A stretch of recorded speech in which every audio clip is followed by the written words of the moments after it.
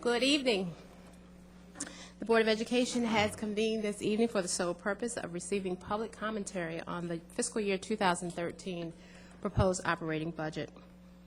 Superintendent Height has presented a budget for FY 2013 to the Board. It represents $1.6 billion spending plan, excuse me, which reflects a stable fiscal outlook, mainly reductions in central office and support areas. Reductions will not be as drastic as last year. The governor introduced the budget on January 24th, and based on the new proposal, the superintendent has proposed a supplemental budget that includes $33 million in increase over last year, bringing our total budget to $1.64 billion. Budget includes $9 million investment for employee compensation, continued investments in programs such as middle college, secondary school reform, and expansion of grades for current charter schools. 4 priorities in this budget include the following: funding based on student needs, innovation, fiscal stability, and supporting our employees. Our budget goals are to keep reductions away from the classroom and instruction, to set aside funding for employee pay raises depending on negotiations with bargaining units, to address structural issues and realign systems as necessary, to allow adequate investments in student needs, teaching, and learning, to build on our fiscal stability, empower school leaders to design unique instructional models that meet student needs in their buildings, to promote transparency in funding decisions, and to enable central office to responsibly support schools in a culture of innovation as opposed to a culture of compliance. Our new student-based budgeting system will provide schools with direct control over their budgets and limit reductions away from the classroom. The Board of Education work sessions and public hearings. The Board has held one work session on January 24th, has another scheduled for February 21st. The Board of Education is scheduled to adopt the budget on February 23rd and submit it to the county executive and county council for review. There's more information available with regard to the budget on our website, which is www.pgcps.org. Please do review the budget as it's been posted. The final Board of Education FY 2013 operating public hearing will be on February 21st, scheduled here at Sasser at 7 p.m. So that's 2 days before the date that we're scheduled to vote on the final budget submitted by the superintendent. Speakers, we ask that you call the day of the meeting 2.5 hours prior to if you wish to speak at the public hearing. You'll be allowed to speak for 3 minutes. The final work session will be held on the 21st at 5 p.m., so we also encourage you to come to the work session. Oftentimes what we find is that you come to the work session, you get a lot of information that you may have read about or read and didn't understand, or that we can provide more information. The board also started a few years ago where questions that have been submitted by the public, the board, our labor organizations is posted on the website so you can get a picture of the kinds of questions that are coming out. Colleagues, we now hear from our registered speakers for public comment. We have 5, I believe, 5 speakers listed for public comment. You've been registered to speak in a public comment forum for which the board will listen to your comments. We would not address them except to the extent needed to clarify issues. Our registered speakers will have 3 minutes for your presentation. At the sound of the buzzer, please complete the sentence that you're on only. If you have prepared copies of your presentation, we ask that you give them to Mr. Brian Coleman, our communications director. We also ask that you address individuals by titles rather than names. Please refrain from using profanity or derogatory terms. Your adherence to these guidelines will assist us in having a smooth public comment process. And, oh, Dr. Height's here. Hi, Dr. Height. Good evening, Madam Chair, members of the board. We are so glad you're here. Would you like to say something? Glad to be back. Yes, thank you. Oh, wonderful. And thank you for the opportunity. So before we begin tonight's hearing, I would like to stress that this budget process has been both open and transparent. As a matter of fact, we've had a number of public work sessions and public hearings on this to talk about the budget process, because this is a new process. We thought it was important. We've held these budget meetings across the county. We've even had one in Spanish. We've even hosted one with our student board member for all of the students, and also attended a County Council of PTA's meeting and had one with all of the parents as well. We've also participated in a number of individual PTA and PTO meetings where we provided information on the budget process. As a result, we did get a lot of good feedback from many of the stakeholders, and the stakeholders were, while many were excited about the new process for student-based budgeting, I want to talk about student-based budgeting in a second, but while many people were excited about that, many individuals did express an interest in making sure that they had the opportunity to participate in the process. As a result of that, we're going back, and we now have a requirement with principals that there should be an appropriate sign-off from a parent, from a stakeholder within the school, and from all of the other individuals who are represented as a part of their school planning and management team. And that was directly from the input that we received from parents and other stakeholders during this process. So with regard to student-based budgeting, and while we have created the acronym already, SBB, some individuals are not necessarily inappropriately, but mistakenly communicating that as school-based budget. So this is not about funding schools, although we want to move as much money to schools as possible. The purpose of SBB is to fund students and their needs, hence student-based budgeting. And so our focus is on funding student needs. We also, as you indicated, Madam Chair, want to continue to encourage innovation and make sure that we're supporting our employees, and finally, to ensure fiscal stability. So with that, I do yield back to you, Madam Chair, members of the board, to begin the public hearing process. Thank you. Thank you so much, Dr. Heighton. With that, I'll call the first speaker, which is Maurice McNeil.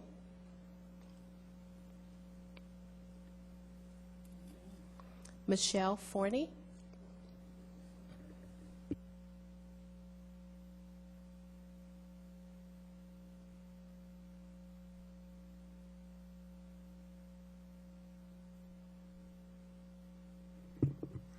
Good evening, Dr. Height, members of the board, and honored guests. Thank you for the opportunity to speak tonight. My name is Michelle Forney, and I'm a graduate of a Prince George's County School, a graduate of Towson University with a master's degree in Instructional Technology School Library Media, and a media specialist at Highbridge, Seabrook, and Woodridge Elementary School, and the past president of the Maryland Association of the School Librarians, MASL. I would like to share with you how ineffective it is to have a media specialist at a school for 2 days a week instead of 5. For example, the statistics are amazing. My one school had 1,151 items checked out from November 2010 until January 2011. For the 2011-2012 school year, from November 2011 until January 2012, the numbers are 531 items. According to the 2008 edition of the Research Foundation paper, School Libraries Works, across the United States, research has shown that students in schools with good school libraries learn more, get better grades, and score higher on standardized test scores than their peers in schools without libraries. From Alaska to North Carolina, more than 60 studies have shown clear evidence of this connection between student achievement in the presence of school libraries with qualified school library media specialists. We are about to see shortly what our MSA scores will look like for 2012. With schools now going to the student-based budgeting, SBB, some schools will be able to cover half the salary of a full-time media specialist, and some will not. Just because your enrollment is low, should the kids be penalized? Attached to a copy of my speech, you'll see letters from my 2 schools about how they want a full-time media specialist. I quote, "My media specialist should be here 5 days a week because she teaches us more advanced work and we don't have much time to check out books." What will it be like for our high school students to not be able to do research when the media specialist is only there 2 days a week? Is it really fair to them to not have a qualified media specialist? Will this be helping our future college students and business leaders? There is also no line item on the budget for purchasing of books. At my one school, I at one time had $2,000, which was then lowered to $500. For next year, there will be even less money to improve the collection. Each year in Maryland, we are to order books within a certain section of the school library. How can that be done with no money? Please consider having media specialists in all libraries full-time. Our students in Prince George's County deserve the best they can possibly get. Thank you for your time. Thank you, Ms. Forney. Kenneth Haynes, President, PGCEA. Welcome, Mr. Haynes. I wanted to congratulate you on being a top 20 budget presentation award in the nation. That's a pretty high honor. On behalf of the 9,000 members, employees represented by the Prince George's County Educators Association, I hope to convey the gravity of the budgetary considerations on which you are about to deliberate. For several years now, your employees have endured frozen wages, decreases in take-home pay, increases in class size and workload. And throughout these trying times, despite significant reductions in resources, your employees have risen above their circumstances and improved academic performance on state-mandated assessments. This is a testament to our devotion to the children we teach. But there are, however, limits on human endurance, and the Prince George's County Public Schools may be approaching a tipping point. I'm hearing more and more from rank-and-file members a worrisome tendency to start conversations with, I love my kids and I love my job, but it is getting harder to stay. When teachers start saying this, it's been my experience in 27 years that teachers avail themselves of opportunities to leave the school system, if not the profession entirely. The leadership of our association is aware of the difficulties that you have faced in the last 3 years. Cutting nearly $100 million annually from the budget has left everybody behind. We're pleased that for the first time in 3 years, monies have been included in the negotiations line item. However, it is not certain at this point that $9 million is going to buy much goodwill in a $1.64 billion budget. Most of you have not experienced double-digit teacher turnover, nor are the Prince George's County Public Schools in a position now to absorb the loss of teacher leadership that high turnover would entail.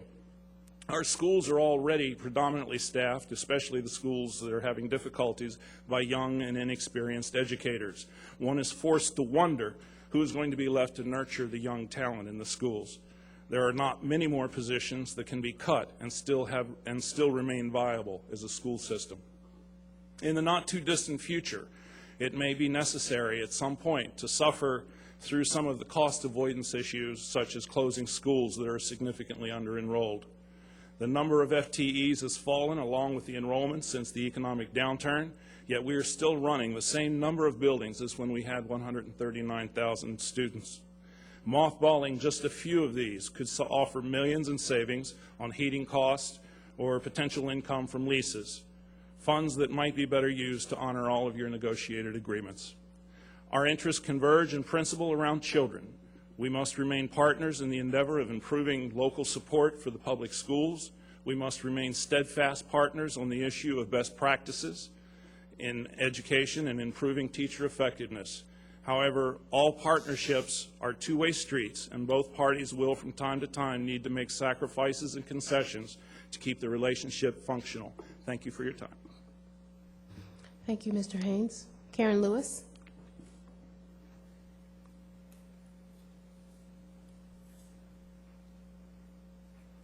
Teresa Saunders, President, PGC PTA Council. Ms. Lewis. Ms. Saunders. Ms. Lewis. Ms. Saunders. Okay, colleagues, that exhausts our public comment list. I want to thank those who did come to speak tonight. And just say that within the next week or so, we're going to be looking at and deliberating very diligently around the budget and making recommendations as we see necessary to the superintendent, and hope that we know the budget has to be to the county executive by March the 1st. So if we do find a need to have another session, we will schedule it accordingly. At this time, I'll entertain a motion to adjourn the public hearing. Thank you. all at once. It's been properly moved and second that we adjourn the public hearing. Thank you so much for coming. We are adjourned.